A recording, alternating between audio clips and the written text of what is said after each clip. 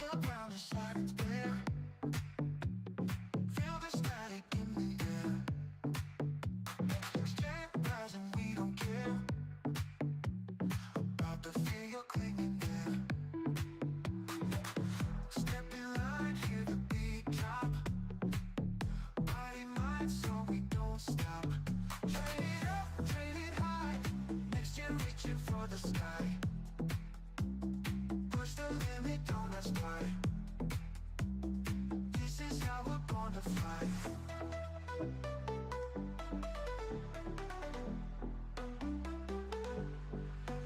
March to the future, neon glow. Through the fire we will grow. Every move a deadly flow. Next gen rising, ready show. Eyes ahead, the rhythm calls. Stand up tall, we break the walls. Train it up, train it high. Next gen reaching for the sky. Push the limit, don't ask why. This is how we're born to fly.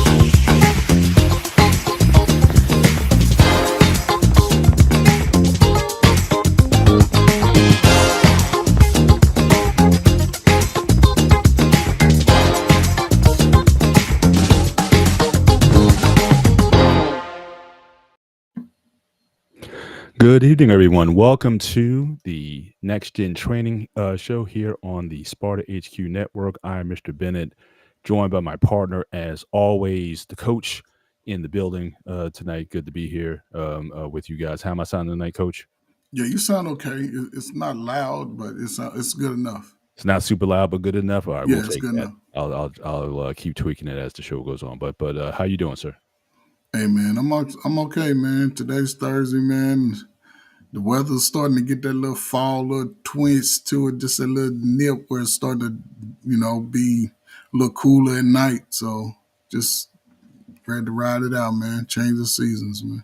Yeah, I hear you. I hear you. Yeah, I certainly appreciate the this time of year as well, in part because again the nights are more enjoyable. So like when you're out date night with the wife or Mm-hmm. whatever, the weather's not so hot. When it's like June in early July, that stickiness of the summer Mm-hmm. is just Mm-hmm. on you, and it doesn't matter what you're doing. It's like it's always going to be on you. So I appreciate certainly being able to enjoy my evenings, or even when I come home, walk my dog at night and whatnot. I don't have to worry about sweating or what have you. Mm-hmm. Summertime, I get it gets crazy out there. So yeah, this mid to late August weather is like perfect, especially at nighttime. You want to enjoy dinner with the wife out on a eating outside at a restaurant. That's always good. So, but again, appreciate you guys being on here tonight. Make sure when you come in tonight, hit the like button as you come in and be part of the conversation. And we're going to be talking some general terms here tonight. So again, through the show, we talked about a variety of topics dealing with your mindset, your physical state, and whatnot. So we're gonna, always push that. We're gonna go into a little bit of finances for the next few weeks and see how these conversations go.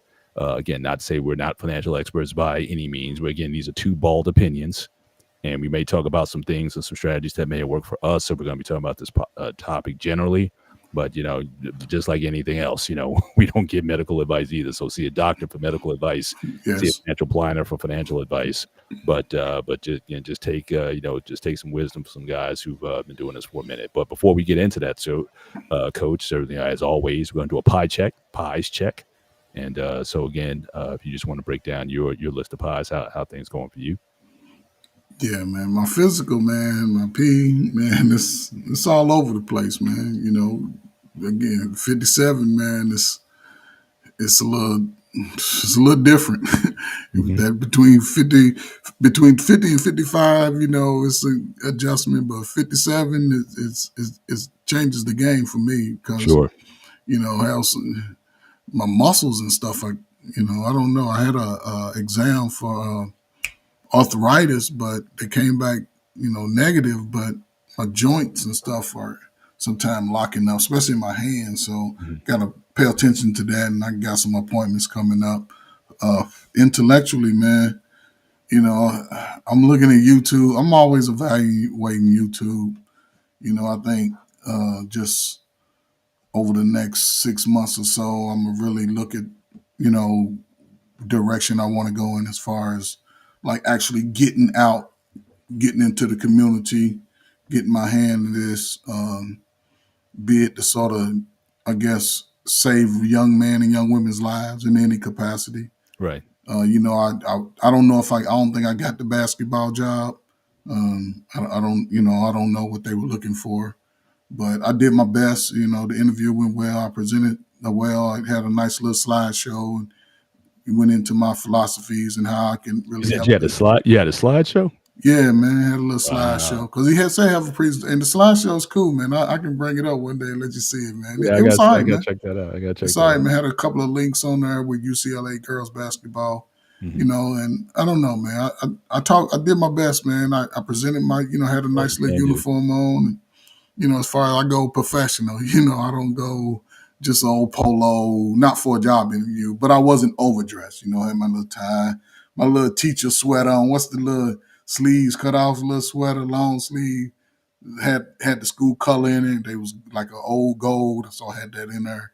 But Right. yeah, I was cool. But yeah, so I'm just thinking about something like that, just to really uh, continue my just journey of just working with young people, man. So I'm gonna put together some things, like I said, over the next 6 months. So by next school year, I'm already solidified in that space because I think I can do my greatest good in the space in the school. Right.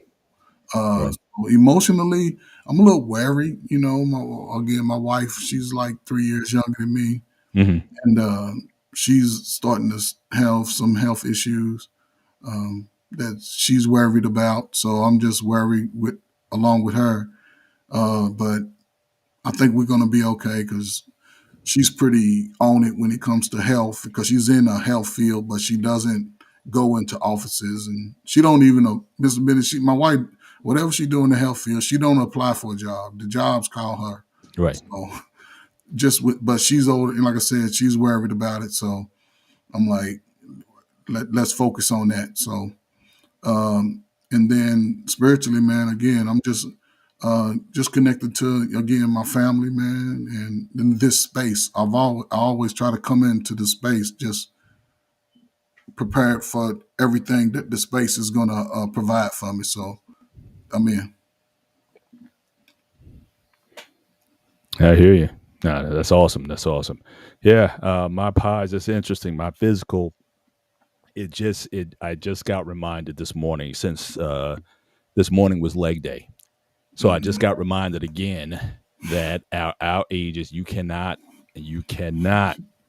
afford not to be consistent. So obviously with Mhm. the travel and whatnot, the biggest thing for me is getting my workout regimen to where I want it to be. So for the last a few weeks, I've done sort of modified leg workouts, but this because I was home this week. This was the first time that I actually put in like a serious, okay, like a dedicated lower body leg workout. This was leg day, and it just reminds you again, and one, how quickly the gains can go from you. That you feel like you didn't work out at all for the last few Mhm. weeks, even though you were doing something. You were doing some leg stuff, but after working the upper body for a long period of time, and then you do legs afterwards on the same day. It's just my body just was having trouble with that. So I really was looking forward to this week. But then you realize the losses and gains that you have. Unfortunately, with fitness, if we could find a way to say, look, you can get in if you get into your best shape.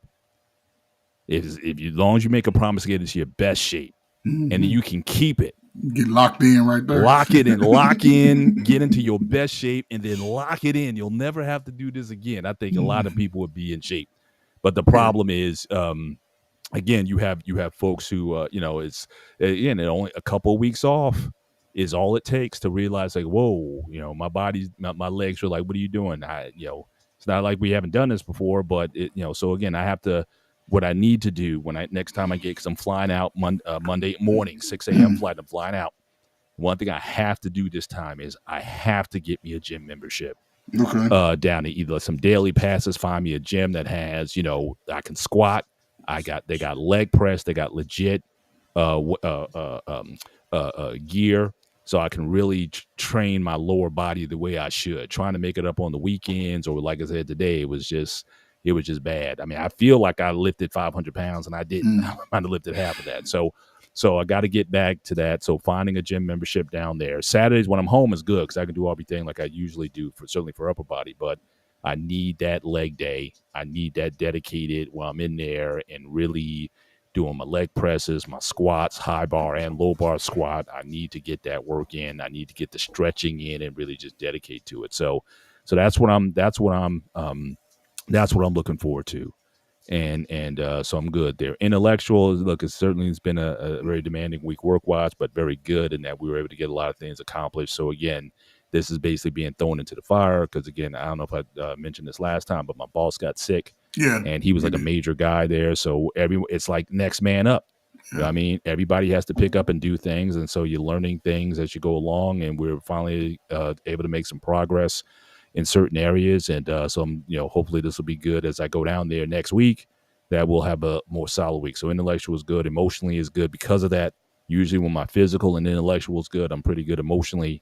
And then, spiritually, again, you just count your blessings and you just realize the position that you're in, the fact that I could be at this point in my life and still learning things and adding new skill sets to my repertoire. It's just a great place to be in. So I really appreciate the opportunity that's in front of me, and just always just the mindset of always looking forward with hope to the future. So that's kind of where I'm at. And but again, for the folks who are in here tonight, again, how are your pies? How are you doing? How are you living? How's your physical, intellectual, emotional, spiritual? All these things are important aspects of life. Like I said at the beginning, this show for a series of shows. And I may not be on, just to give you guys a heads up, I may not be on next week because, again, that's a travel day for me. So, again, we may have a replacement for that. But I'll make sure that the guys are prepared for the show. But that being said, we're going to be going into a financial piece because, again, it's outside of the four that we focus on. And like I said, neither one of us are financial experts. But nevertheless, though, having sound financial peace of mind goes a long way for your emotional and spiritual, even your spiritual health. I think it goes a long way of doing that because you're not stressing over things. And then, certainly, stress can lead to also to physical ailments as well. So again, just being prepared in this aspect of your life is something that, it can be important. So we're going to talk about some general principles tonight. And again, we may throw in some things that have helped us over the years. The one thing I'm kind of happy about the background that I had, even though it was kind of rough. But what I liked about my background the most is that if you wanted money, you had to go get it on your own. Because mom and dad certainly didn't have any. And in fact, I remember being as a teen, I'm 16, 17 years old, both my dad and my brother hit me up for money because they didn't necessarily manage that well, or they didn't have the money there. So I kind of learned pretty early on to be a bit of a miser with the money. And, so I've tried to maintain some of that over the years. If you go through different, ebbs and flows with that, but it's always been beneficial to me. But Coach, you kind of talk about your background. I know you started cutting hair early. When you started making some bread, like first job you can recall having in making that bread? before I say something, the story you just told about your dad and your brother, yeah, that was me. That was me. So I, it's just something. and I'll tell you the little crazy part with my dad. Like I said, man, yeah, man, I don't know. I was always an inquisitive kid, man. The toys I used to get, if they stopped working, I would find myself with a screwdriver, so trying to take it apart, see if I can get the fix. Even if I just took it apart and put it back together, Right. Playing Tonka toys, putting things together, finding love. So I've always been that type of kid. And when I got me a pair of clippers, I don't know what made me ask my mother for a pair of clippers. And man, she bought me those clippers, Yeah, man. the From Andes. that Would you have day, the Andy? Would you have the Andes or would you have the Oysters was my oyster? first pair. That was my first pair. What's up, Mo Love? Thank you, Did sis. you have the one that had the sliding Yes, adjusted arm man. on the Yes, side? that was my first pair, brother. Being the Oysters, right? Yes, sir. And I just turned 14, and I Mm-hmm. was a kid. I never asked for a lot. I played sports, so I was always getting stuff. I didn't ask. So I got these clippers, and that first person's head I cut was my own. Mm-hmm. And I was always a steady hand guy, and I knew how to hold the mirror. And back then we was wearing the fade and the little ball fade. So I learned how to do that. I haven't been to a barbershop since, right? Right. So about 15, I cut my brother's hair. Of course, my dad, they getting free cuts. But then all my friends wanted to cut. So back then, minimum wage was $3.25, $3.35. So I was charging at least $3 a cut. For the first 2 years, I was $3 a cut. And then it got to a point, maybe my second year, like 15 going on 16, I was averaging it a day in my pocket about $30 a day. So I sort of held on to that mindset well into my adult years. Like, if I can maintain $30 a day and still have all of my bills paid, still have all of my responsibilities taken care of, I'm okay with that. I'm good, right? Mm-hmm. So one day, a crazy story, one day I'm asleep. And you know how in my room I had a nice sized dresser that I used to, stash my little money, right? Mm-hmm. So I'm thinking I'm dreaming asleep. I heard some rumbling. I said, damn, we got a mouse in the house. We ain't got no mouse. So I happened to wake up and look up. Why my father? He in my stash, brother Benny. Oh no.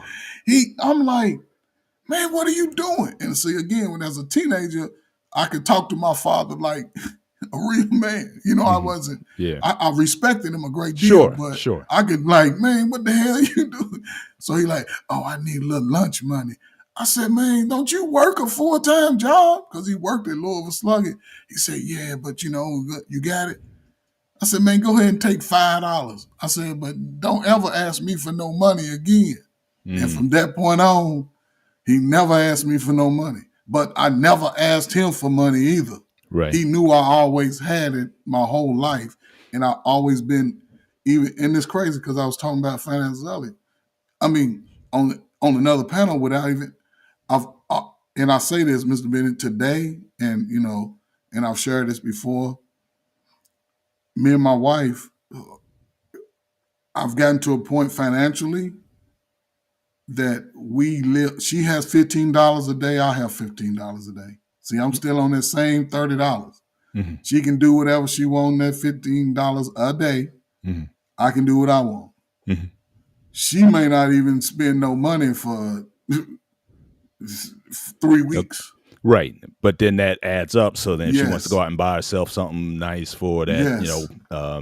that's $225 in 3 weeks. So you can get yourself some nice dress, some shoes. It's about $900 between the both of us. Yeah. And I know I do more shopping than her. But I tell her, when you go out, just get what you want. Don't even think about me.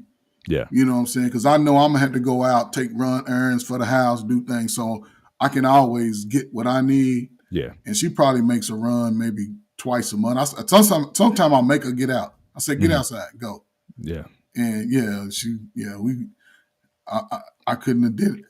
I'm glad that when she came along and came on board, she just embraced that. Mm-hmm. Because at first she used to be like, why you like that? I said, you'll see.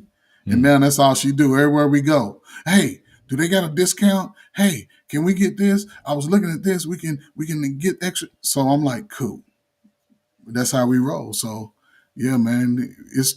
And I'll say this and I'll shut up. What I told my son is, and man, he's good at saving money. Mhm. I asked him, I said, man, how much you got in the bank? He said he got like 6,000-7,000 in the bank. I said, man, hold up, man. You know what I'm saying? I said, man, you okay, cool. He's 22 years old, he's working. I think I know he just got his CDLs. So I'm like, okay, man, just figure that out for a couple years. But still, don't get stagnant if that's not something you want to do long term. But don't quit that until you find something else in the Oh, absolutely. process. Yeah. So I'm saying, so yeah, he's good at saving money, man. And he gets what he wants when he wants it. But he's looking at prices now. Like, do I really need it? Yes, no. Absolutely. So yeah, so it's just crazy how your story sort of match with mine. Like you giving your Yeah, no, FIBA money. like I said, I just remember just as young as I can remember, I was always interested in making money. I remember like it might have started out selling like school stuff, Mm, T-shirts or candy bars or whatever it yeah. is. And I remember my brother used to get upset with me because I would always count my money at the end of the night. Like I'd be like, man, I made $45 today and whatnot. It's like, you counted your money twice already. It's like, yeah, I want to make sure I didn't miss a dollar. Yeah, But he would like exactly. he would clown me. But for all that clowning, you still, when you needed money, you were coming to me. So again, so it's just funny too how a lot of things you might get chided for or made fun Mm-hmm. of when you were younger, and then you look back and kind of see where people are these days and whatnot. And you're just in a different space. So Yes. yeah, so that was just always a thing with me. Like I said, just making money, saving, at least saving when I could. Back then, the only time I could make money is when again other people needed it. And so it Mm-hmm. was like, oh, well, you got it. So yeah, we got to keep the lights turned on, and we got to keep the rent paid, and we got to keep certain things going. So that was just something that was always there. But yeah, but generally speaking, look, I admit I'm a bit of a shopper, right? I do admit I'm a Marshall-holic. If I'm Mm. near a Marshalls, some people, you may not have Marshalls, you may have like a Ross or something like that in your Mm-hmm. area. I gotta admit it, I got to go in there. Now again, I may come out spending $15 on a couple shirts or $30 on a shirt and pant combination, but I can't bring myself like probably the most expensive thing I probably ever bought with like my own money, like as far as like luxury stuff is. I remember our first pair of Jordans back in 1985 cost Mm. $150. Wow. That was it. And again in 1985. So imagine in today's money what that is. Yeah. But it's like in terms of like luxury stuff like that, like I've always bought what I needed. I mean, I like clothes, I like to dress, but again, I can't. If the thing, I wasn't going to get that Gordon Gartrell shirt. No.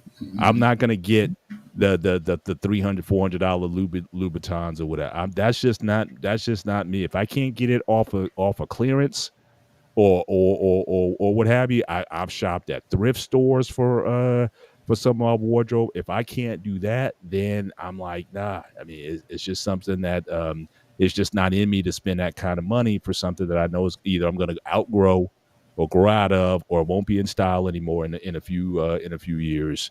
So that's just, I've never been a big spender like that. I bought what I needed, and yeah, and nowadays, if I do buy clothing, since I do like to shop at Marshalls, I got to give away something. So it's like if I buy a shirt, I give away a shirt. If I haven't worn that shirt in about a year, then I probably don't need to wear that shirt anymore, and I just give it in Mm-hmm. the Goodwill or the pants or shoes. If I buy a pair of shoes, I got to get rid of a pair of shoes. So that's just how it's always been with me.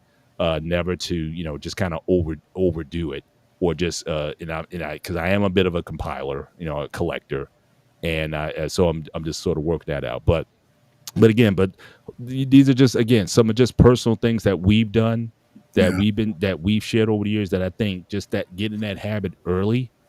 And probably one of the biggest things, though, again, my daughters, I still got to teach them some things on finance. I still got to work. I'm glad when you said your son saved $7,000, whatever. I'm happy to hear that. Mine, they need a little more work. But one thing I'm glad I did teach them early on, or the one thing that my wife and I did early on, as soon as they were able to work, they got jobs. So we said when you turn 16 and eligible for work, whatever money that you were getting from us, whether it be, if you want to call it an allowance or anything like that, that basically ended and said, if you want something, if you want, we'll give you enough money to get you Skechers, which they absolutely hate. If you want the Nikes, if you want the Air Force Ones or whatever, you're gonna have to work for them. Yeah. And so we instilled in them early on. So my daughters have always worked a job, worked multiple jobs. My daughter, just before she went to medical school, she had two jobs she was rocking, just making as much money as she could before she went down. So I think all my daughters have had this sort of work ethic that they're just not going to sit idle when they know to need things, and they know not to come to me for it unless it's an absolute necessity. That if they want that, then they're going to have to work and earn it. And so that's something that I'm glad I put in, because I've seen a lot of, especially for a lot of parents who might be a little bit more affluent, their kids went through their whole teenage years and never had a job. Mm-hmm. And almost you can kind of see now kind of where they're at. I mean, it's not, well, they're not struggling. I wouldn't say struggling because again, they got their parents still. But as far as their initiative, in terms of their drive, in terms of, again, money management, which we're going to talk about tonight, a lot of it is just not there. It's almost like they kind of have like a security blanket. You know what I mean? And like I said the other night, I mean, one of my big things, especially for a man, is, again, to live independently. But there's a little less to do that when you know that mom and dad are, they got the funds to bail me out, or what have you. So I just, for a lot of kids, again, I know sports is important and whatnot, but you had a lot of parents having their kids playing travel ball, travel team, or whatnot all year round. So they never worked, and they never worked, just the money, whatever they needed, they just got things for them.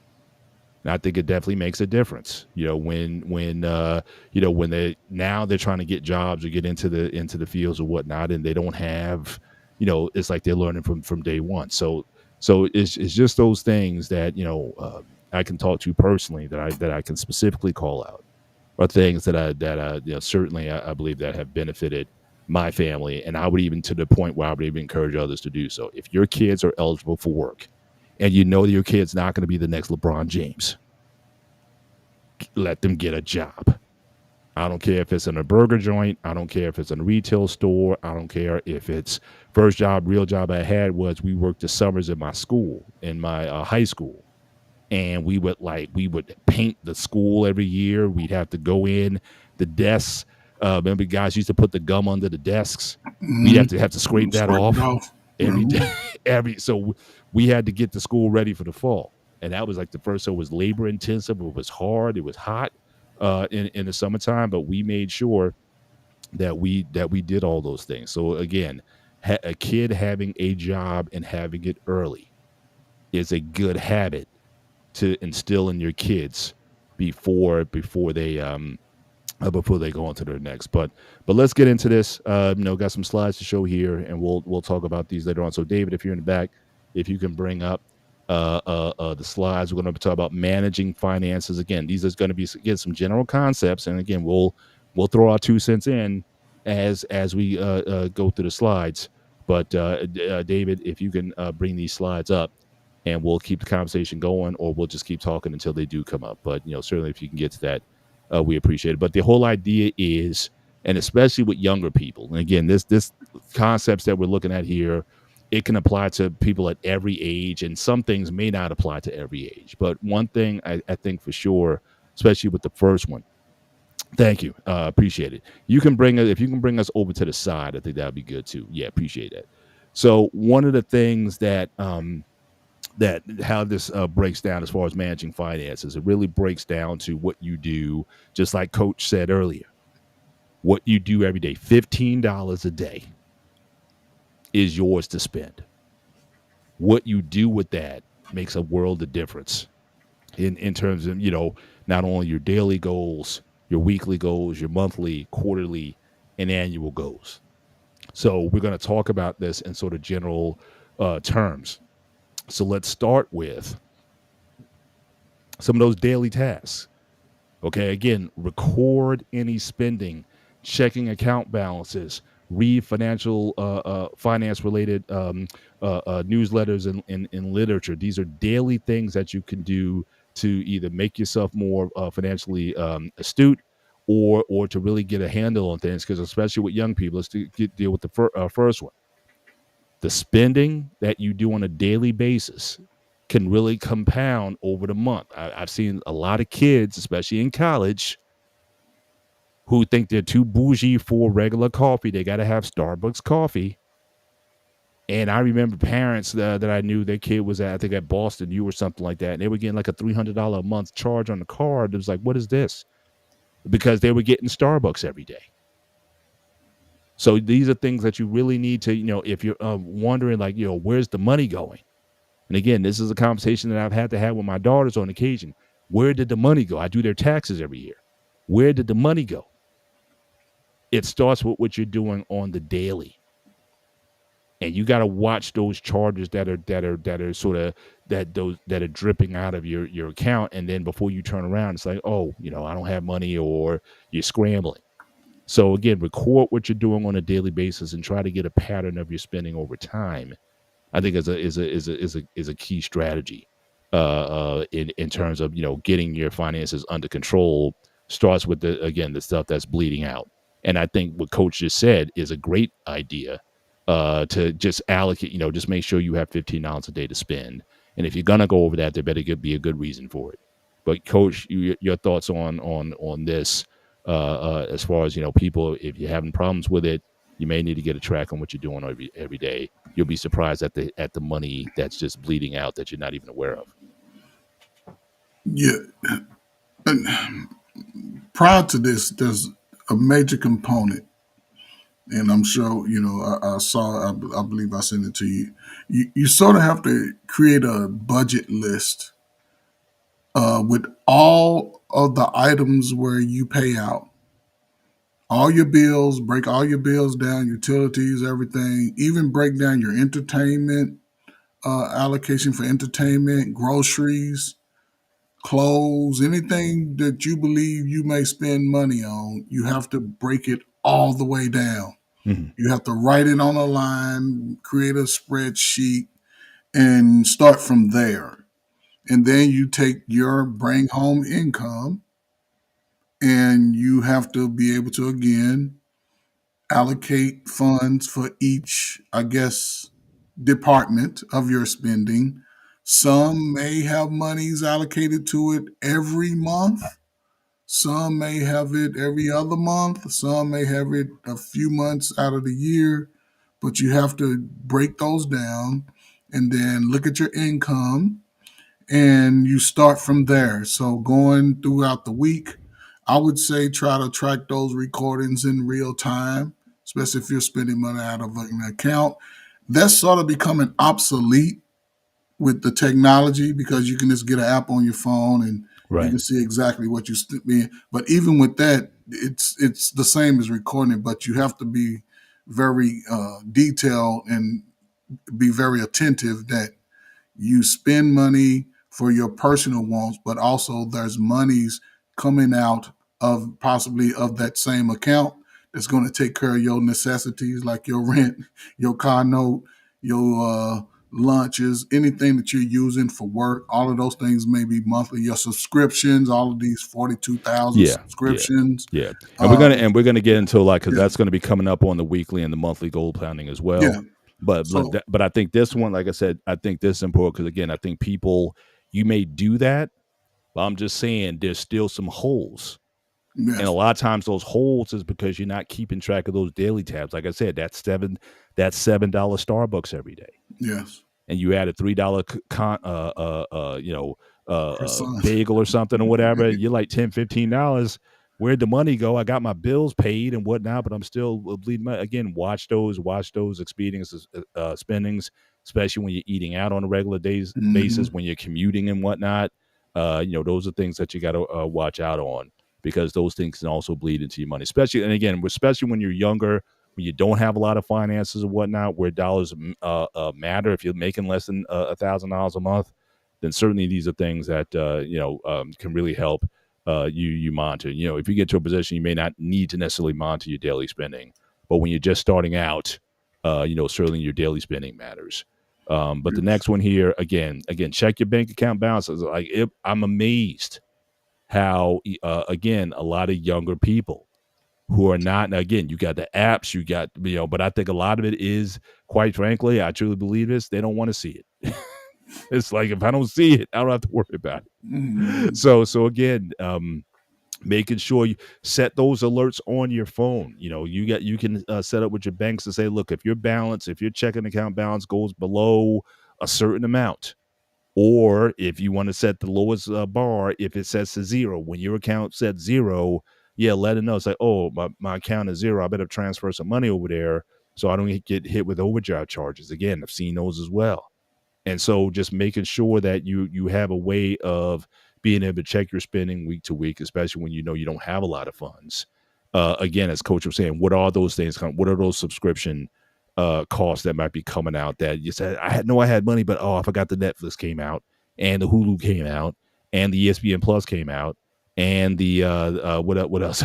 the Disney Plus came out, and before you know it, again, that can add up to serious money that you might be bleeding every month. So again, make sure you're checking your account balances on a regular basis, and just to make sure, again, have a better idea of, again, where the money is going. I think that's a very important tool.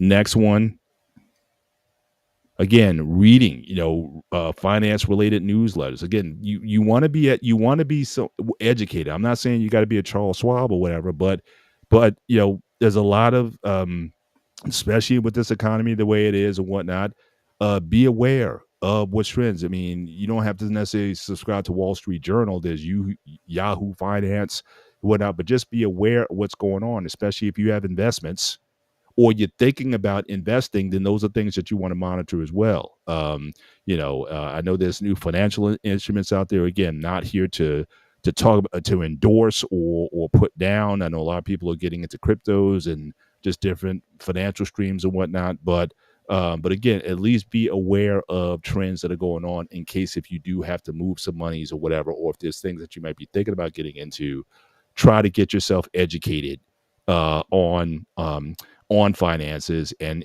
keeping up with things on a regular basis. So, Coach, I don't know if you ever were big into reading financial, I don't know if you're a Wall Street Journal guy or whatever, or something like that. But what's your thoughts on being read or well versed on the markets and just money in general and where the trends are?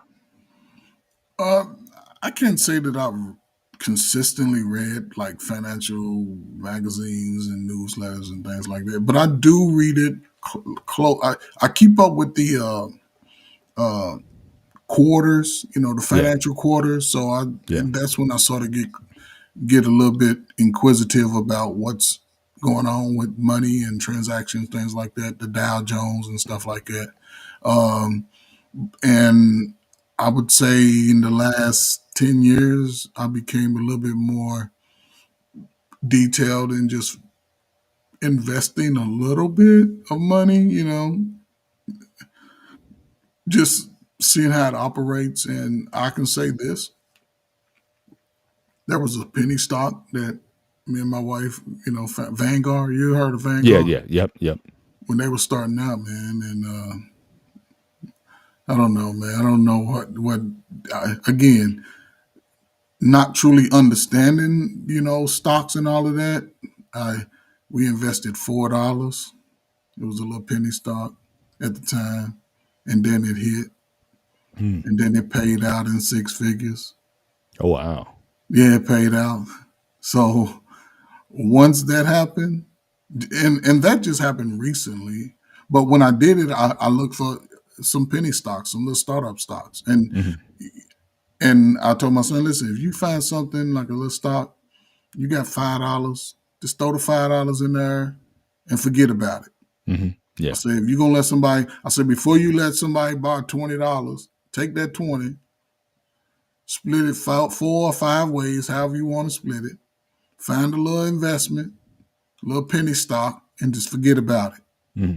Because you're young, 5, 10, 15, 20 years down the road, you never know. That's right. You know what I'm saying? You never know. And that's how, for me, that's about as much as I would do. especially when you're young. When you're getting older, it becomes a little bit more risky because you're trying to maintain as much as you've built up. Yeah. So, but it's good to definitely read up on it, do some research. Right now, even now, the stock market is a little in a frenzy. I think it dropped. Everything sort of dropped. We coming up on what? We in the fourth quarter. I think October 1st is the end of the fourth quarter. I think. Am I right? It might be the beginning of the fourth. Yeah, the beginning of the fourth. Yeah, you're right. That's it. The beginning. So, and with all of this tariffs and all of those things right now, the stock market it appears to be unstable. Mhm. That's where the panic is. So I wouldn't recommend anybody, like, if you do have any stock, to sell right now. Mhm. Just hold on. Maybe if you can go through next year and you haven't really lost anything, at some point it's going to start reflecting some good dividends. So Yeah, yeah.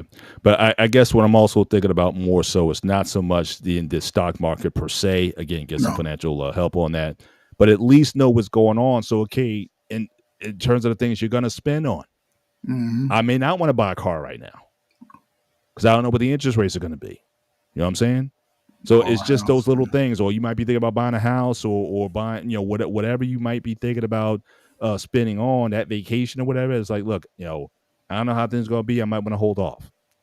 Again, just be informed of what's going on around you, so it kind of directs more of the financial decisions that you do on a daily basis. hmm You may want to pull back on something, or to Coach's point, if you do find something like a penny stock that you can consider investing in, then by all means you can do that. But again, know what's going on around you so you can know how to operate accordingly.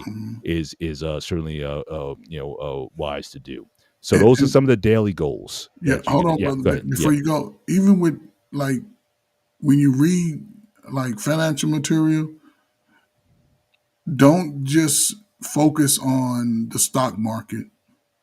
Follow the housing market, yeah, uh, any other markets where you believe you're going to be looking to make a major purchase.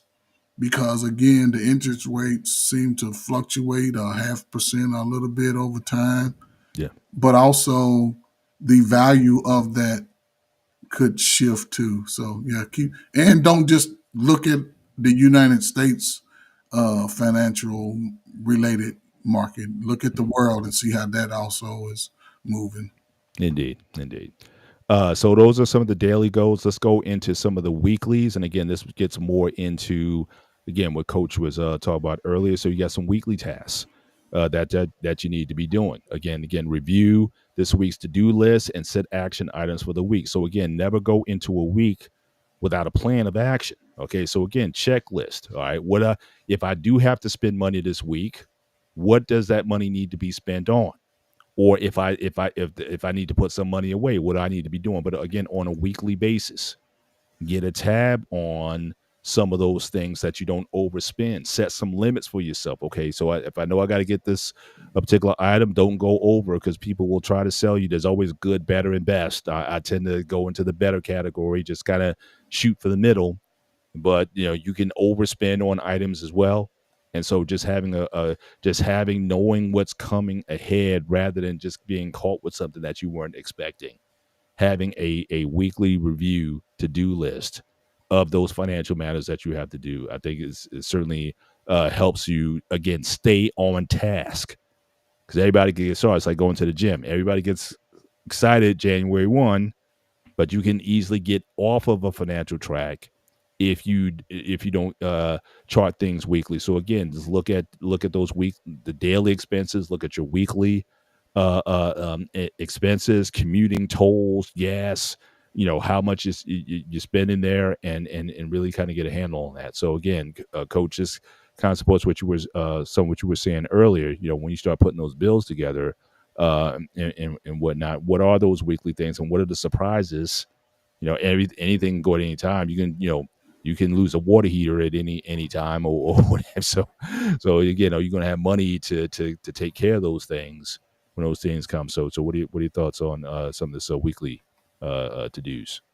No, man, great point, man. Just a little bit on, is there's going to be different type of budgets depending on your living situation also and your travel. So you have to sort of consider everything.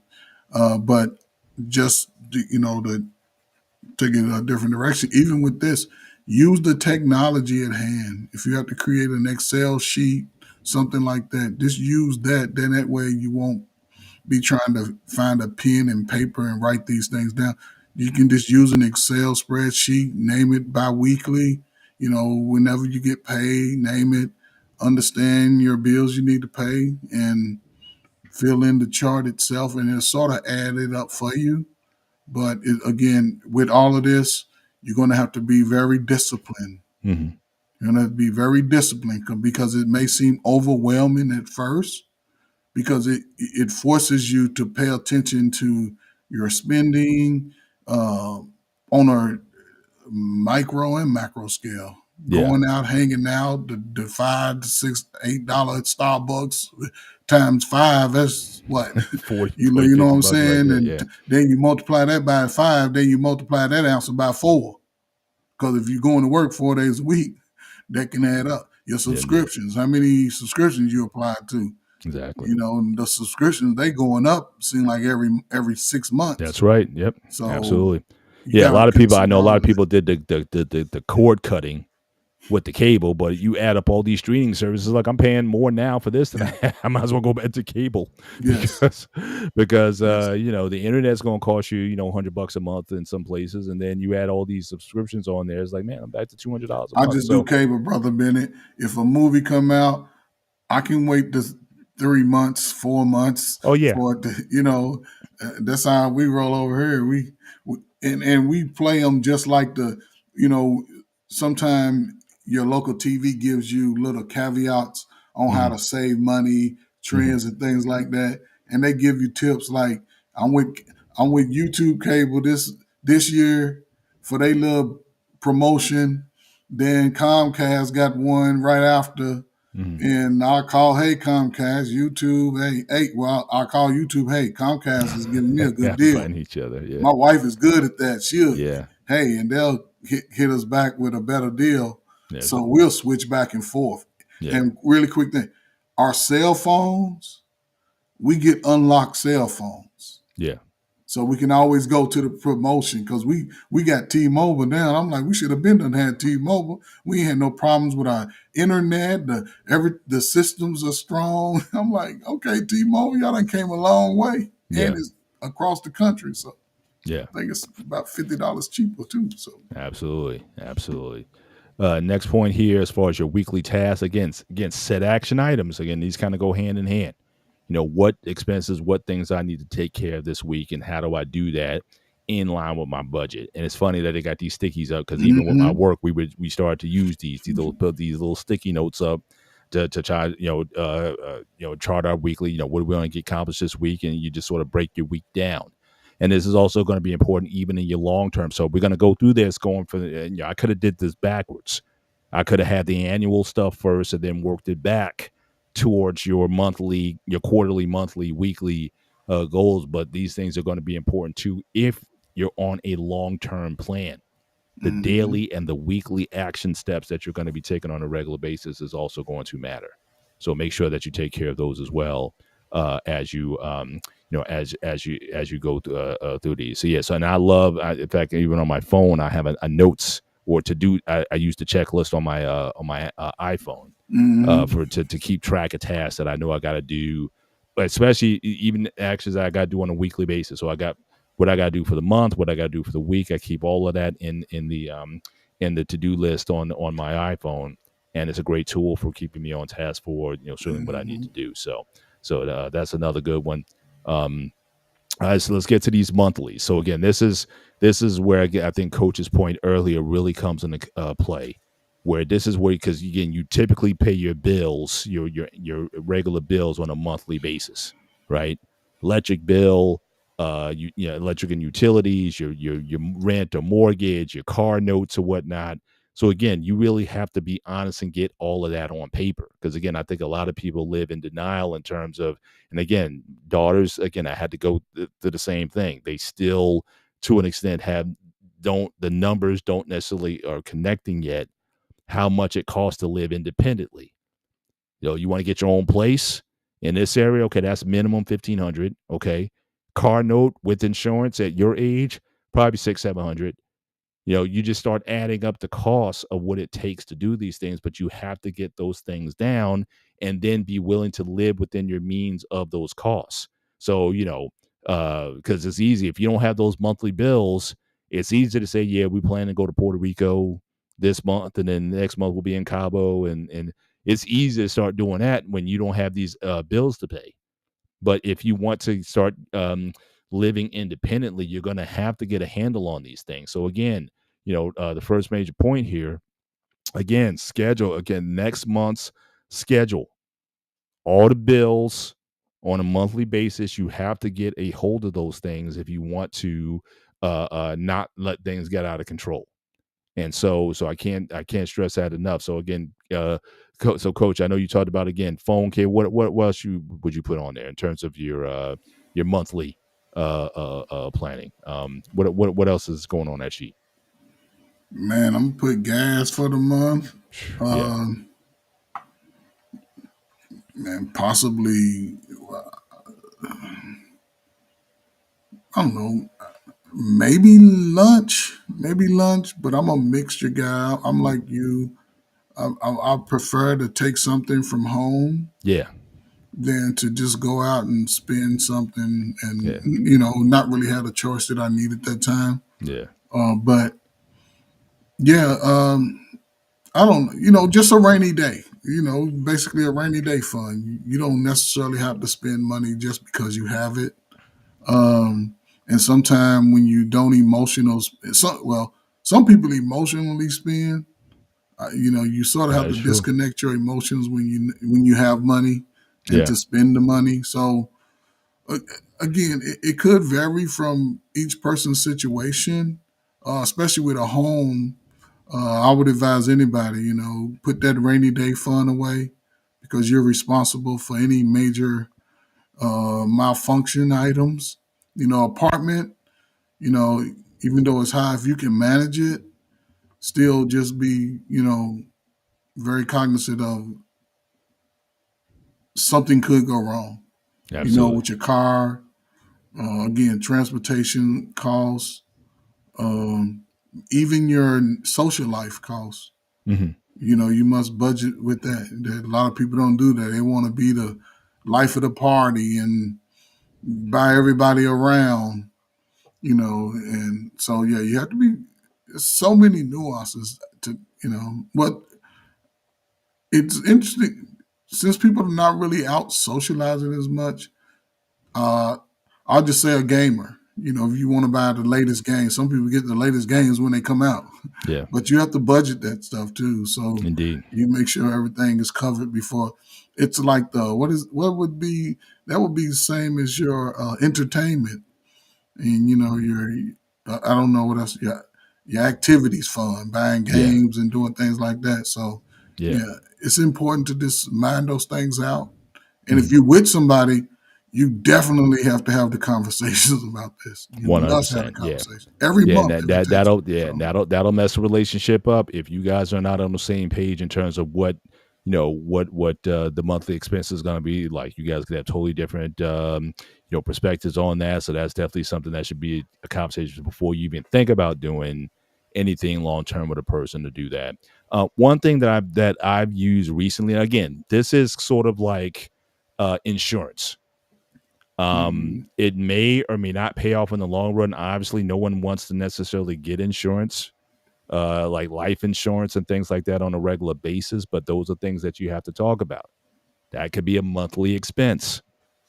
So again, do you have health insurance? Not only health insurance, but do you have life insurance? Are you paying that life insurance premium every month? Those are things that you got to think about. Other types of insurance. Now, again, you talked about the car repairs and whatnot. And again, this is if you have maybe a car that may not be brand new or under dealer warranty.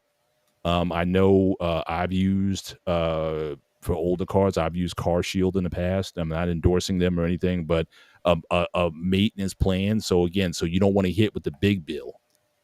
And what I also like about it is that again, your monthly expenses are fixed in case something happens later on. So some people, consider those type of things, or getting an appliance a warranty of some kind. So again, in case if you do lose the washer dryer, and then that's going to be $1,500 that you got to spend on a refrigerator or something like that. Again, if it's reasonable, you got to read the fine print on those things.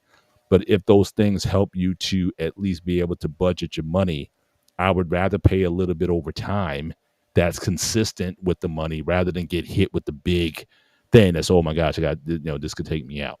So again, do your research. Not all companies are the same. Again, I'm not endorsing one or the other. I'm just saying that sometimes having being able to plan your bills on a monthly basis is a good tool to use to make sure that you stay on track and you're not hit blindsided with something that you may not have been expecting.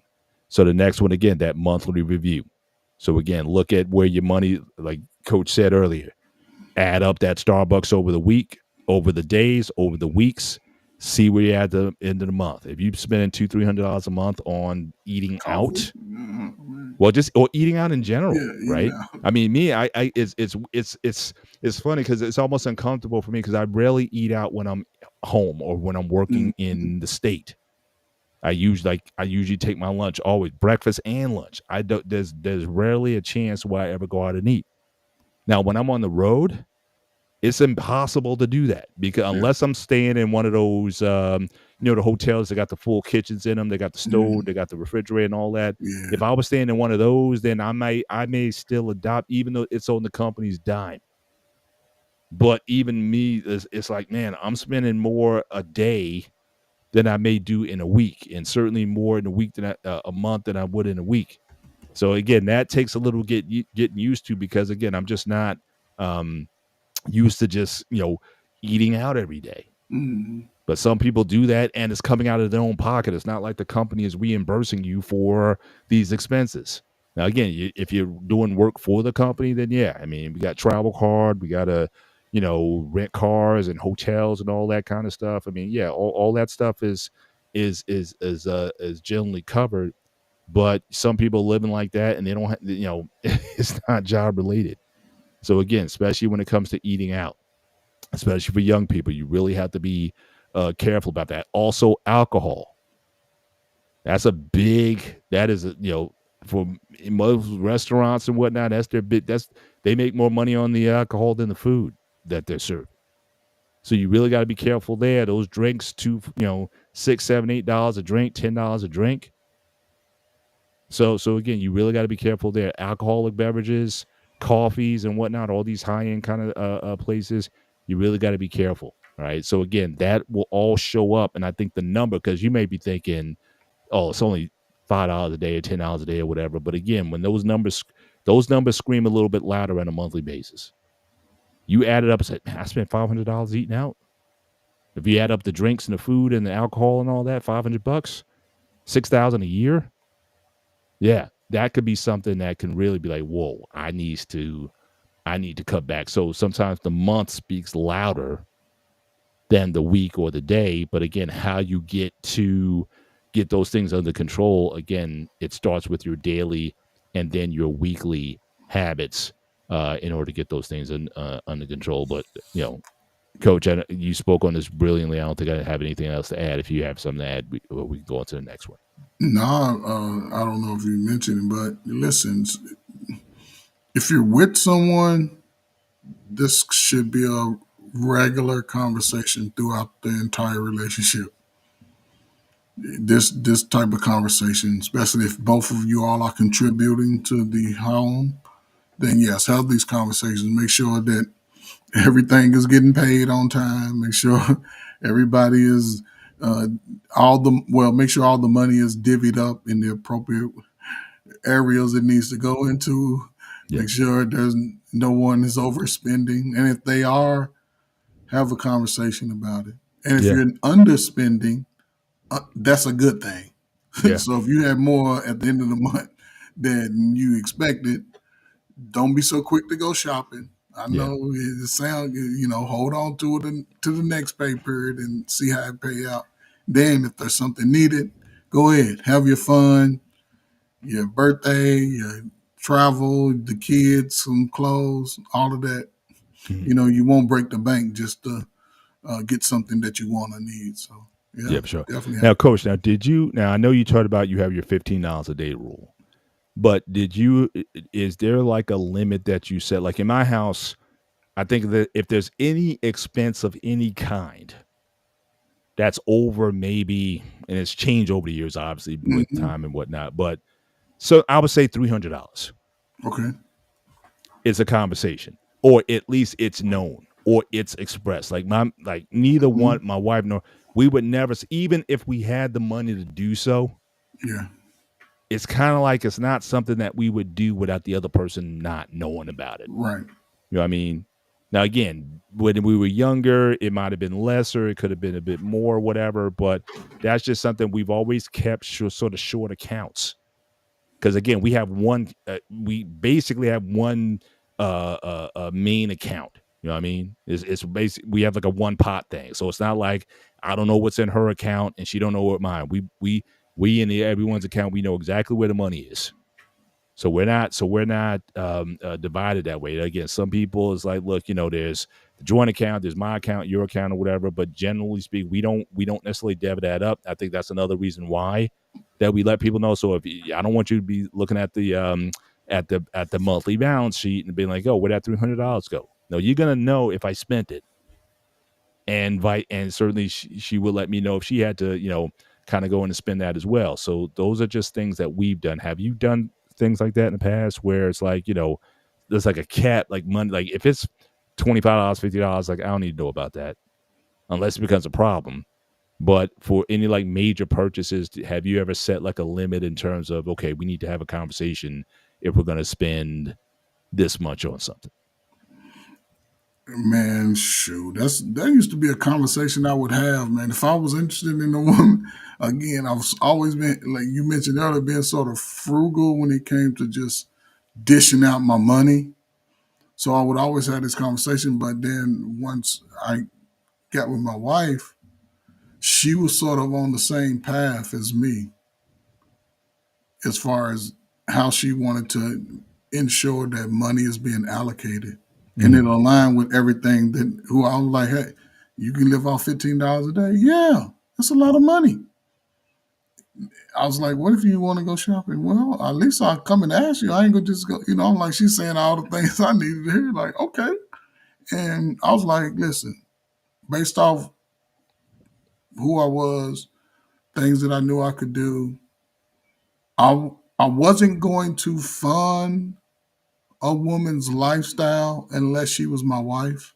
mm, But I also, if I got a wife, and this is me talking, before I got to this base, my wife can have everything that I have. So any mm, money here, that's why my $15 a day work because I can give my wife my whole check. Well, it goes into a one bank account. I do have yeah. a Chase account where I put like right now I got like $9 in it, but my USAA and my Navy Federal accounts, those Yeah. both you know what I'm saying, it's everything. And Yeah. she knows she like you want like we get a little $8 check. She like here, go and put this in the Chase account, something like that. So if I gotta get something Hmm. quick, but I don't have no problem with my wife. Like I've never shared and paid money out and no just girlfriend, boyfriend, no. But my wife, she can have it all.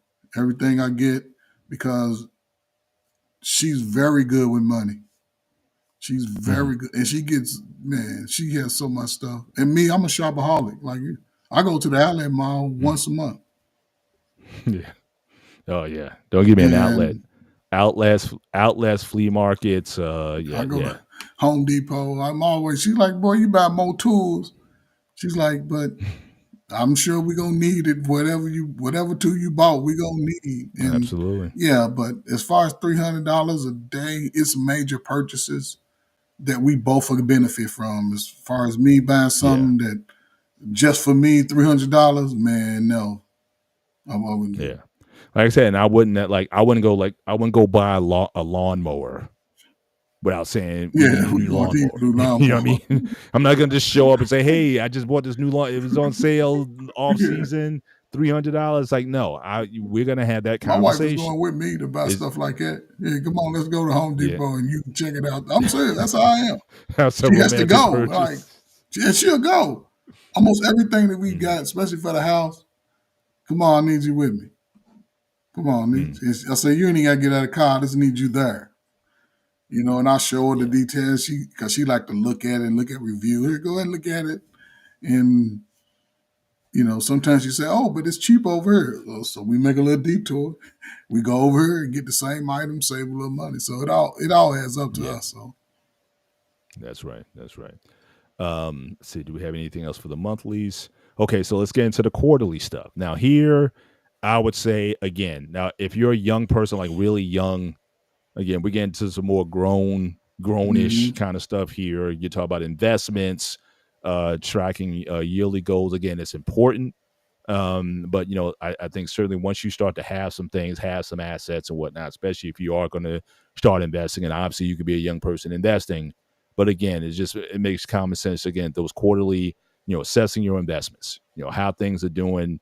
Now, some guys I think over obsess a little bit too much.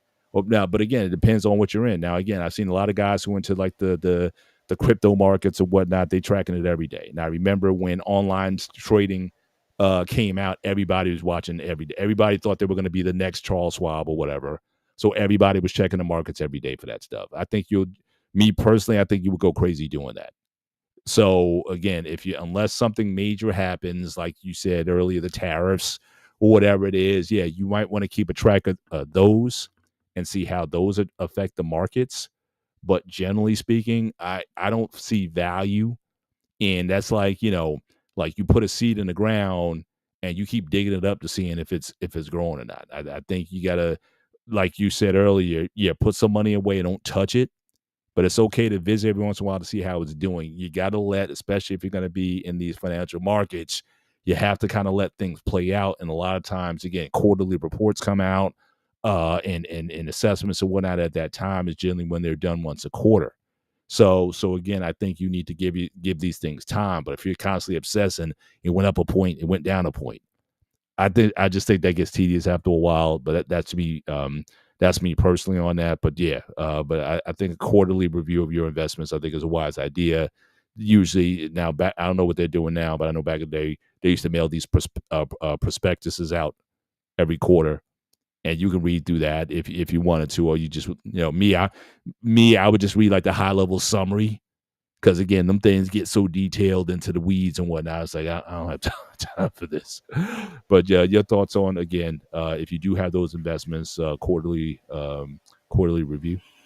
yeah, that's why once I realized got into penny stock, then I'm like, okay, cool, a couple of dollars, then sit back and just watch the I guess the needle move up and down along its journey. So yeah, I would say when you invest outside of, if you're going to go out anything outside of a bank account, and not just stocks, but there's bonds, there's form of bonds.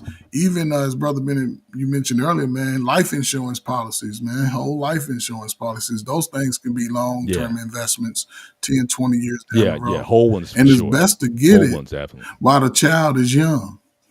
If you're gonna get Hmm. one, you have children, go and get it at that $3 rate, lock it in, man. And those things could really be beneficial as time goes, because as your income increases, you're still paying a low premium.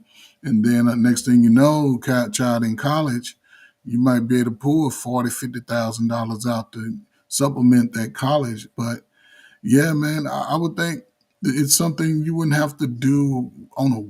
If you're tracking your budget weekly, then when this quarterly or every 6 months, every time they roll around, you know exactly where you are, almost down to the penny.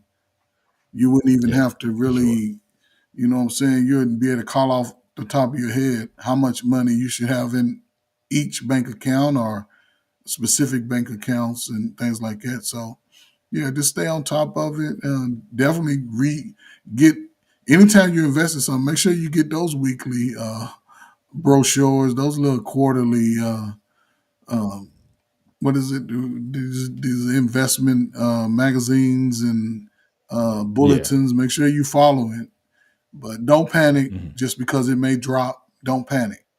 Yeah, For a don't day. panic. Yeah, you got to let stuff grow a little bit. So, but again, this is something I said for older people. I think they may have a better grasp of that. But I'm just saying, just shout out to a younger person. Don't think you have to look at your investment portfolio every day. Like I said, I don't see how you say sane doing that. But yeah, definitely assessing investments. Again, progress on your yearly goals. Where are you? I mean, again, we're really going to get into this. Certainly for the next the next slide's coming up. But yeah, I mean, it's like, where are we? The goals that we set for the year. How are we doing with those? Are we on task or on target? Was there something that may have come up? Maybe, like you said, a car repair or something like that, an emergency that came up where we had to do a little bit more, and that might have threw us off. How can we kind of get back on track? Because again, a lot of times, especially looking over a year, there's a drift that tends to happen. Sometimes you can't measure that at a day. Sometimes you can't measure it on a weekly basis or even a monthly. But again, once a quarter, see, are we on track for the goals that we talked about that we did? Or if we set 5 goals once a quarter, how many did we take care of in a quarter? If you want to do it like that as well. So I think this is a good time. And for me, I would say this is a good time to go to dinner. You know what I mean? Me and the wife go out and whatnot. That's an opportunity for us to kind of check on some of these things and whatnot. I'm not going to have the financials to say directly in front of me, but again, just high level, kind of where we at, how we feeling about. Do we need to make a change? Do we need to make a shift? Again, changing plans too quickly. But again, I get it. There's circumstances. What if you're laid off? What if you lose a job or what, something like that happens? Do you have to make a shift in your goals as a result of that? That's a time when you can have these real kind of situations that may come up where you may have to reassess. So, thoughts on this, coach, on just the time frames when you check in on some of the goals that you're setting, especially if they're yearly ones. Uh,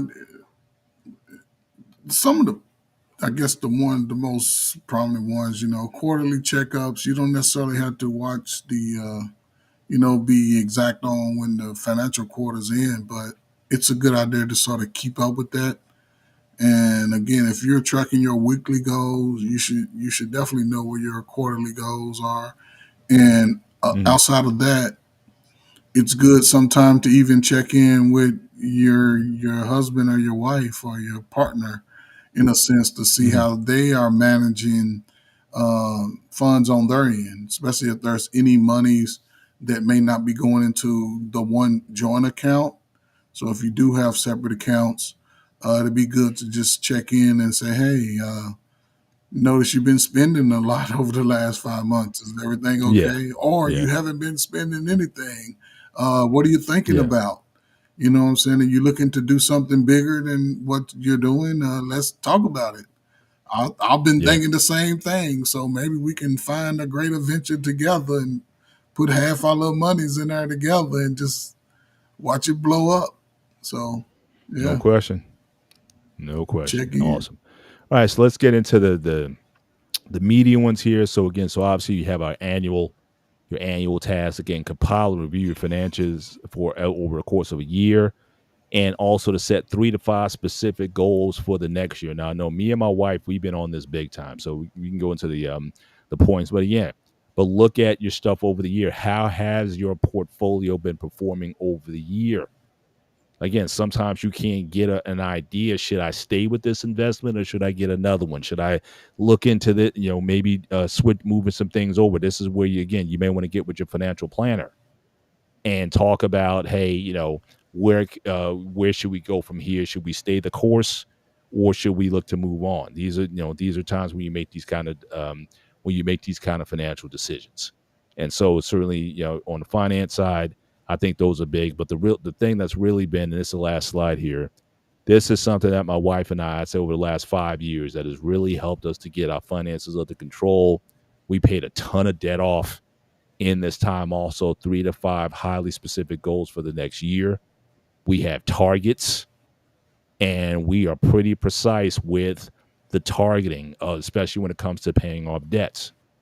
And one strategy that was taught to me that I've used and that I recommend to people is, again, you take your 5 highest debts, you pick on the little ones, just like in the animal kingdom, right? The lions and the cheetahs and whatnot, they look for the weakest links. They go after them first. They don't go after the big ones. They'll go after the little ones. But it's those little bills that you have, especially if they have a high interest rate. So again, you may have a little bit of credit card, $1,000 on this credit card, but that credit card has a 19% or 25% or whatever. You're bleeding money. So rather than, my strategy's always been, say if I got 5 bills from the most expensive bill to the lowest, pay the lowest one off first.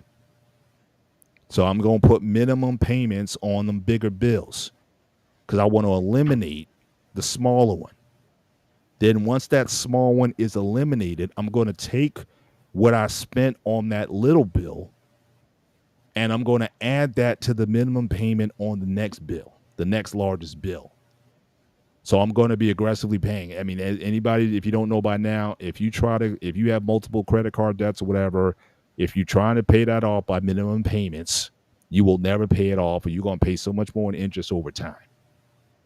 So take the money that you were aggressively putting to take out that smaller bill, add that to the next largest bill, attack that one, and knock that guy out.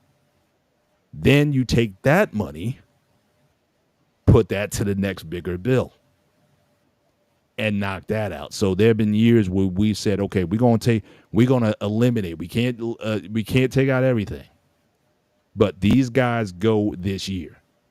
We paid off cars that way, credit cards that way, medical bills that way. We just attack stuff rather than just sprinkling around. No, we're very surgical, and that's done a lot to help us to pay off and get into a much more better financial position. And my credit rating is higher than it's ever been. It's well in the 800s now. So again, that strategy has really helped us to really tackle some things where, when the kids were, maybe 10 years ago, we were kind of always, put money here and there or whatever, but we've gotten a lot more surgical, and it certainly helped us out. So Coach, your thoughts on, again, these specific 3 to 5 specific goals for the year. And again, now, and I'm just talking about, that's just paying off debt.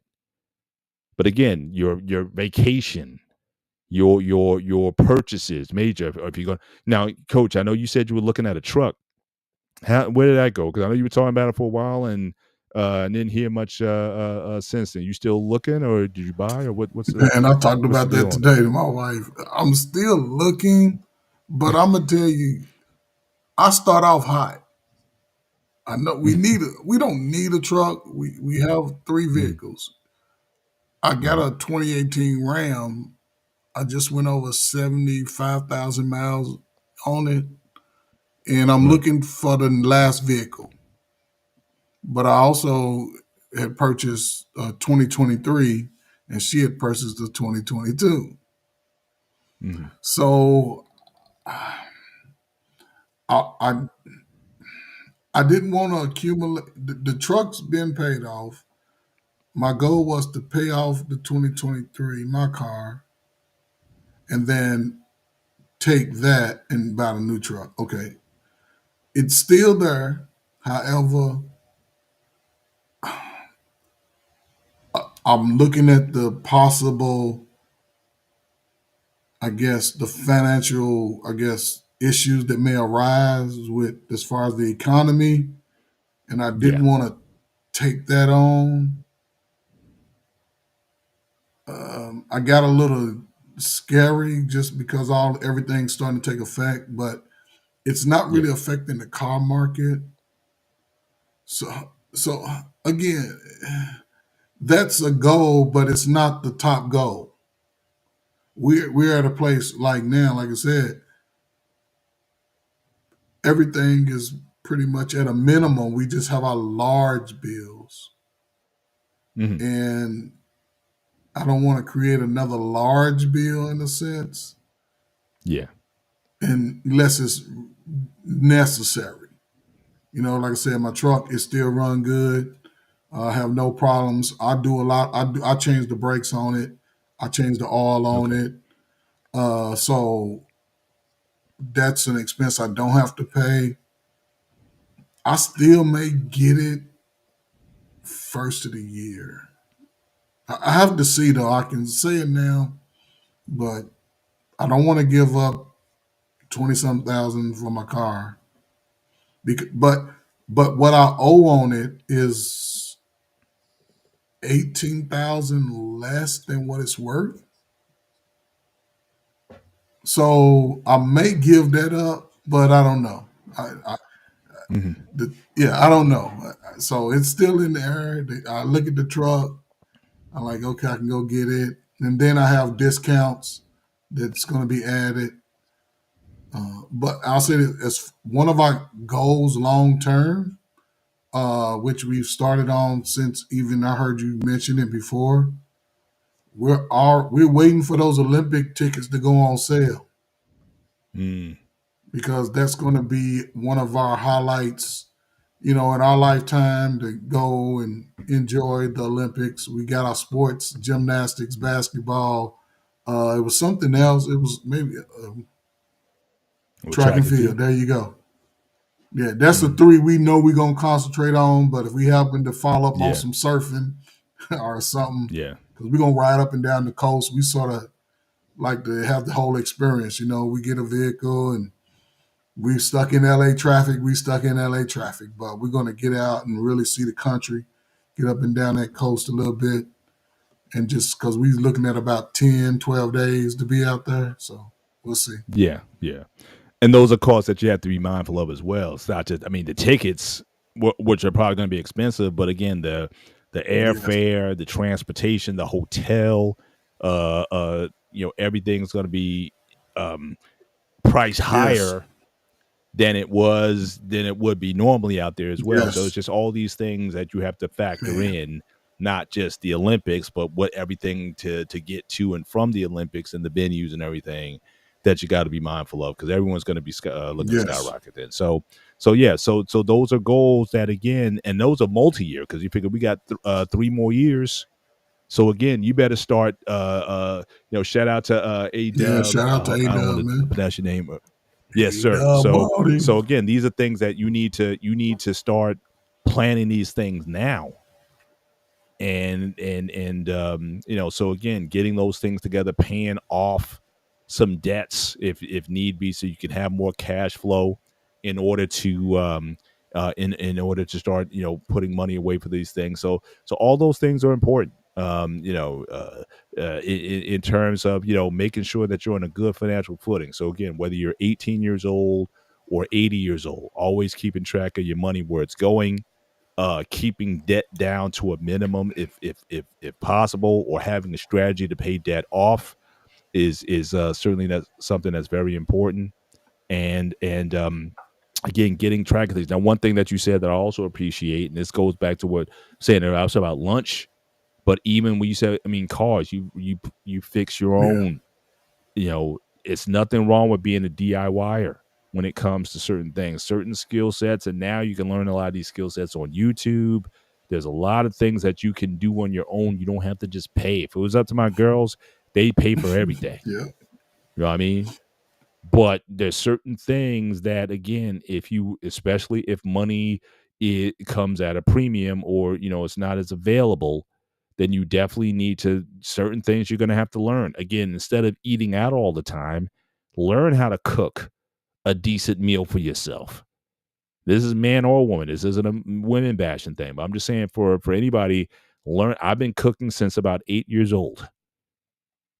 So so there's not much that I can't do. I'm not saying I'm an expert at everything, but I can get by. You know what I mean? But just have that mindset to not always think that I have to eat out. Like I said, this experience with travel, the eating out, I've done more eating out over the past 5 weeks than I've probably done in the last 10, 15 years. Because again, we don't eat out that much. We'll go out, birthdays, holidays, special occasions, Valentine's Day, stuff like that, or we try to have our date nights and whatnot. But it's like every day. They give me $100 a day, coach, to spend on food. I was just going to ask you that question. What's your per diem? Dang, $100. you I'm can't eat like, that. You mean you can't eat that no. a day? A day? So I'm just saying it's like it's like, man, and like I said, I never felt good about overdoing, even though if I could. So that's just, again, that's just something in me. Eating just because you Right, can doesn't mean you necessarily right. should. You know what I'm saying? Or I would rather spend, if I'm going to spend some extra money, yeah, I may upgrade my seat from the in the airplane. I don't go to first class. No, I'm not doing that because they got rules on that too. They want you to fly coach, but I'll get the coach plus seat. I'll definitely make sure I'll spend the extra money to get an aisle seat so I can stretch my leg out. Or I'll get the exit Yeah, row, which is the roomiest seat on the plane. I'll get the exit row. So I'd rather spend the money there. But food, I'm not yeah, tripping on that. You know what yeah, I mean? And so those are just things that, some people, they may, take advantage of that more than others. But again, I've always been sort of frugal that way or whatnot. Um, and so when I get there, I get a few items that I can put in the refrigerator that I can have on the ready. I take protein bars with me everywhere I go. If I need a snack or something, so I'm not spending $5-10 on a snack. Um, and just trying to have some agency over things I control. Like I said, the only mhm, thing, if I did have like a hotel, like with that one that had the full yeah, kitchen in it, then I know I may get me some Sam, some steak or whatever. But again, I'll go to the Longhorn and order that. But again, trying to keep a healthy diet when you have all these eateries, because that's the only thing you can do in that area of yeah. where I'm at. They got a restaurant like on Every every block. Yeah, block, seems every. So all people do is you eat and you get fat and you get high blood pressure and diabetes. You get all the stuff. That's what. There's nothing else to do. There's no dance halls. There's no movie theater. There's no See, the only thing I'm not. Like I said, I'm really gonna see if I can find the gym, even if I have to drive 20-30 minutes to get there. I'm gonna do that because I need to make sure that I get the work that my body needs, especially since I'm not eating necessarily the best quality food. Because again, everything is carbs. You know what I mean? Like I said, when I'm here, all my meals are low carb for the most part. I don't overdo it on that stuff. But again, all the fast food, all the places out there, they got stuff, and either you get the burger without the bun, or you get there's just certain things you have to go to those extremes, or you just, I'll go to Chick-fil-A, I'll get a salad, but then I'll say double the chicken, double the protein in the salad. So I'll make sure I get my protein macro in there. But these are things that I've just never tried to overly abuse. But so, Brother yeah, Bennett, two questions. If you sure was thing. to buy any form of produce, could you do that? Like oranges, When you mean apples, any, like bags of oranges, apples, stuff like that, while you in the location that you just for the week, I probably just to have it in could. the room. I probably could. And like I said, but I get that. See, the hotel, I mean, they have all that stuff laid out there in the morning. My Yeah, there you hotel go. gives So free you stay at breakfast. the Continental. So I'm I taking all that. got you. That's what I said. So I'm taking all I that stuff got you. anyway when I'm there. I don't have to go out Okay. and buy. I may go to, like I said, I may go to the Walmart and I may get me some Coke Yeah. Zero or like an energy drink or something just to kind of get me started in the morning. But like I said, I'm not spending a ton of Okay. money. You know what I So mean? It's just, I because that's environment I don't have to. But yeah, the guys go out every night and they put a dollar limit on the restaurant, but they don't say it turns what you right. consume. A lot of guys buy Yeah. alcohol, couple drinks there. That's $20 So, Brother right Bennett, there, $25. what's the most you've ever spent in a day for your meals? Probably 60 to 65. I got Longhorns, in fact, because I just did this Okay. recently. So Longhorns, I got the Big big, steak. what do you call it? The bone in the 16-ounce ribeye with the Oh, you bone was in, good then. and that was yeah, that I couldn't even finish. It was so big, so I'll definitely do the 12 ounce going forward. It was just too much food. But the bone in and with the fixings, the two sides and whatnot, they came to about Okay. $41.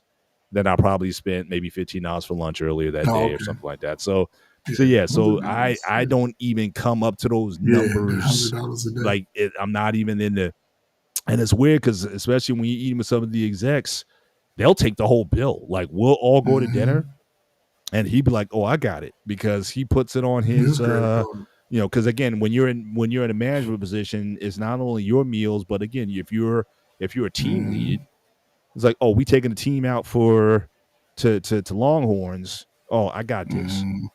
But he does it in such a way like he'll use his card because he gets those, a lot of cards give you points for miles or whatever. He'll use his card, but then he'll reimburse it against the company card. And so he'll do that. So he gets his personal points, and but it's not on his dime. He can afford to say, "Oh, I'll spend a couple $1,000 this week or whatever, but I'll get it back in a couple of weeks or whatever." But he doesn't miss it. You know what I mean? So it's not like it's hurting him to take on those extras or whatnot. He just puts it in. But yeah, I mean so again, when you're balling in that kind of lane, it's a different Mm-hmm. mindset. It's a different world when they have that kind of expenses. But yeah, that's usually about it. We've been to some nicer restaurants where it's like $50-$60 a person. But again, he'll just take it.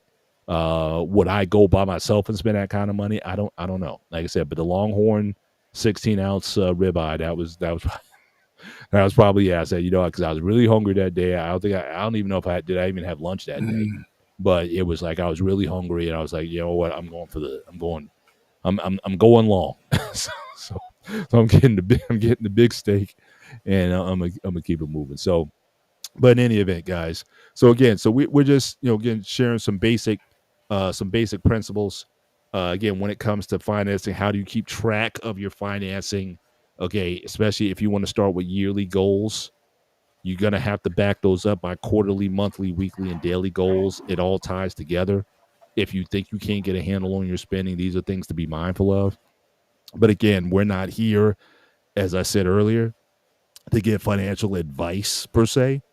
You need to talk to an expert for that, certified accountants for that, and people who really know their stuff and where the money goes and whatnot.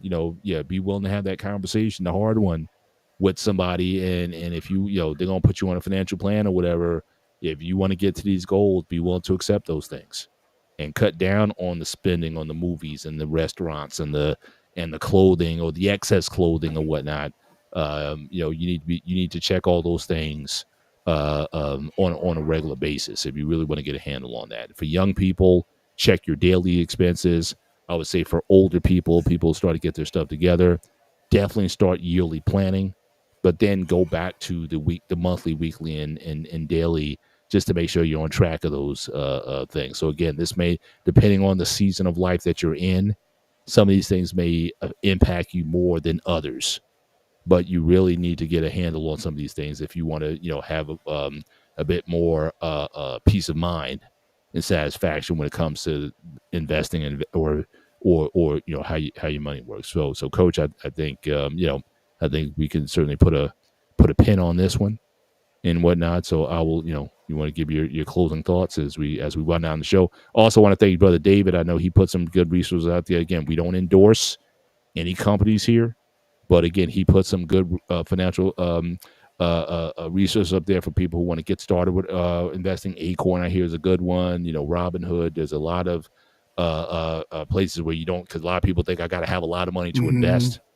and a lot of times you don't. I mean, if you want big money, yeah, but I'm just saying, just to get into the habit, because a lot of this gets back to our habits, our daily and weekly and monthly habits. Can you get into the habit of putting some money away every week or every pay period, every time you get paid? Pay yourself first. Can you do that? And then as that money accumulates, then you can start thinking about more long-term investment strategies.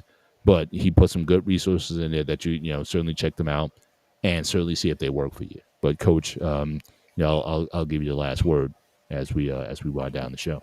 No, man. Listen again, man. We're no experts. You know, we gone through our lives making decisions about our finances personally and as a group economic uh, strategy with our families. You know, and I would think hope that anybody, if you're looking to increase your, I guess, your residual income, um, just be very disciplined in how you go about it.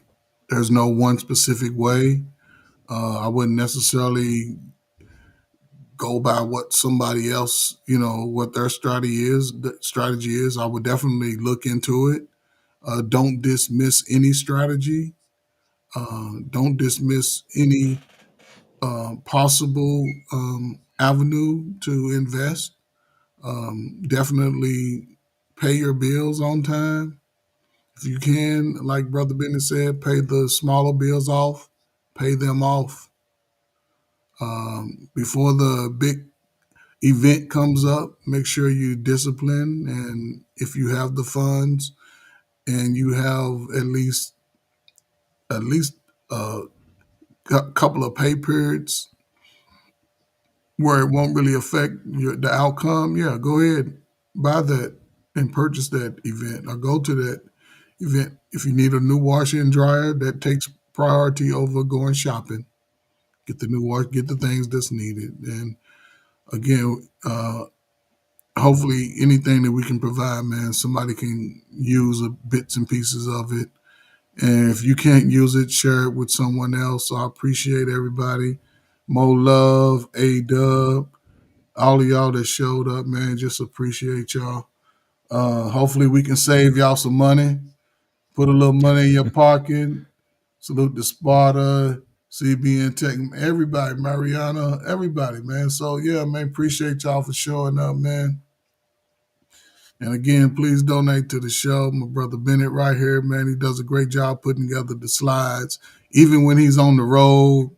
So when people say they can't do stuff or they don't have enough time, this man is out traveling and working and still putting together the slides for us. And see, we working as a team. So hopefully we can get monetized and then we can have one major pot that the funds go to and we can just allocate it accordingly. So salute to everybody, man.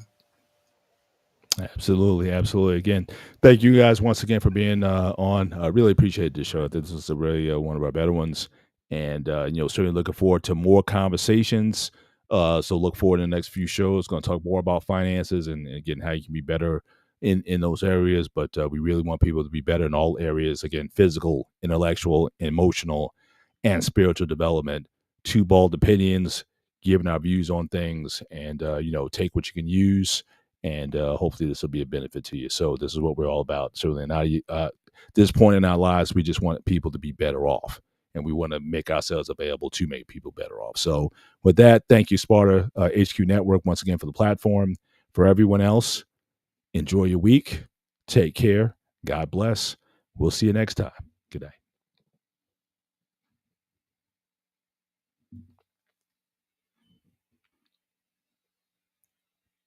All right, we're waiting for our guy David. We're waiting for the outro.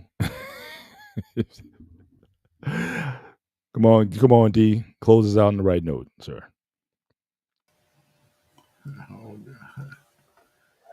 Well, we at it again, but all right.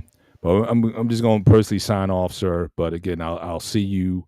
I'll see you. I guess over the weekend time or surely Yeah, by next week. I'm So gonna I'll email keep you you. too. So I'll check keep your you. email about the slide Yep. that you sent me. It Yep. wasn't this show. It was something. It was you text me a picture. Oh yeah. That was just something I just saw Oh, that okay, I okay, thought okay, was all right, beneficial. okay, So okay, it was just something I saw this was good okay, okay. information. So but yeah, but I will. But if you want, I'll Yeah, email you yeah, this yeah, slide yeah, deck yeah. so you'll I have it like those for slides, sure. man. Okay. Appreciate you, man. Okay, man. You got it, man. Yes, sir. All right. You guys have a good night.